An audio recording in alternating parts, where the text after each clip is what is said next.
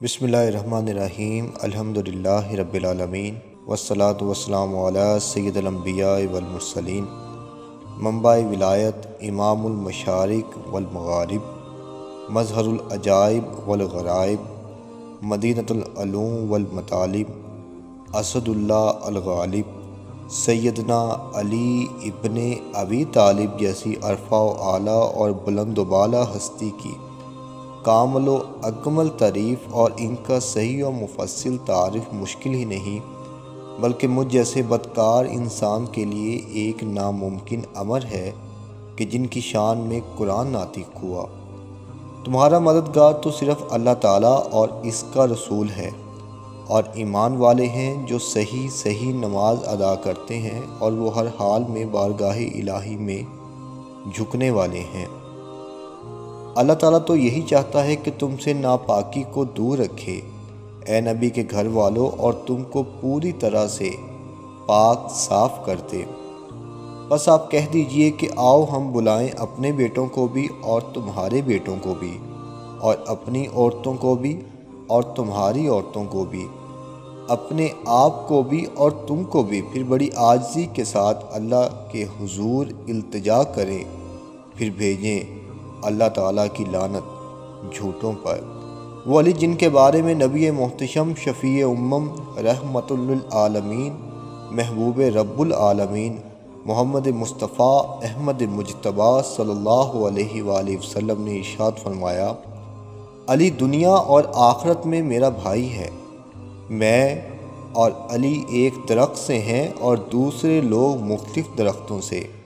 علی مجھ سے ہے اور میں علی سے ہوں، اور علی میرے بعد ہر مومن کا ولی ہے۔ میں علم کا شہر ہوں اور علی اس کا دروازہ۔ جو حصول علم کا ارادہ رکھتا ہو اسے چاہیے کہ وہ اس دروازے سے آئے۔ میں حکمت کا گھر ہوں اور علی اس کا دروازہ ہے۔ علی قرآن کے ساتھ ہے اور قرآن علی کے ساتھ ہے، دونوں ہرگز جدا نہ ہوں گے یہاں تک کہ حوض کوثر پر وارد ہوں گے۔ علی کے چہرے کو دیکھنا عبادت ہے، علی کا ذکر عبادت ہے۔ جس نے علی سے محبت کی اس نے مجھ سے محبت کی، جس نے مجھ سے محبت کی اس نے اللہ سے محبت کی، جس نے علی سے بغض رکھا اس نے مجھ سے بغض رکھا، جس نے مجھ سے بغض رکھا اس نے اللہ سے بغض رکھا۔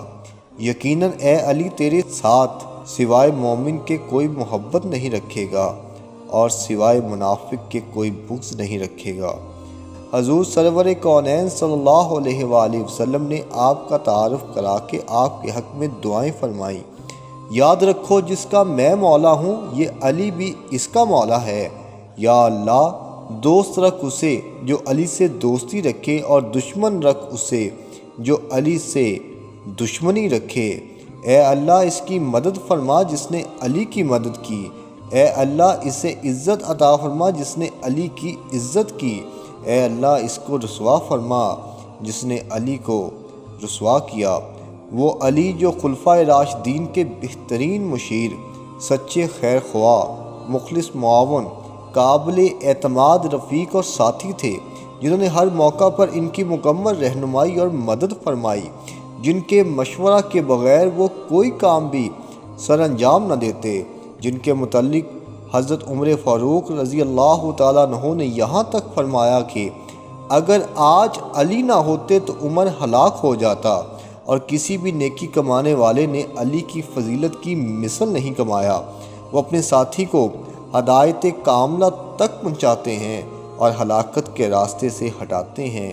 نیز فرمایا کہ خدا عمر پر ایسی شام نہ کرے کہ جس میں اس کا ساتھ علی نہ ہو۔ وہ علی محمد رسول اللہ صلی اللہ علیہ وآلہ وسلم جن کے بھائی، دوست، رفیق، محرم راز، ملجا و ماوا، مرشد و مربی اور رہبر و رہنما ہیں۔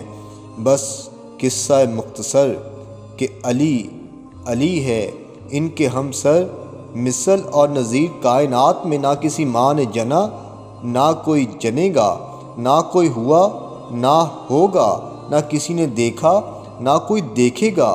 ان کی شان اور مقام سے پورے طور پر آشنا خدا اور آقا کریم علیہ الصلاۃ والتسلیم کے سوا نہ کوئی ہوا نہ کوئی ہوگا۔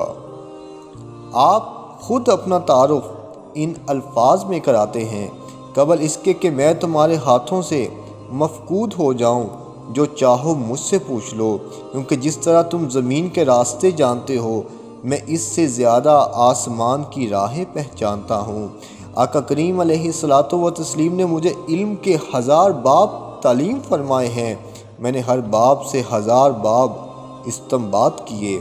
مجھے قرآن پاک کی ہر ایک آیت کا شان نزول معلوم ہے، ہر ایک آیت کی نسبت بھی معلوم ہے کہ وہ کس مقام پہ، پہاڑ یا میدان میں، اور کس وقت دن یا رات میں نازل ہوئی۔ بے شک ہمارا معاملہ سخت اور دشوار ہے۔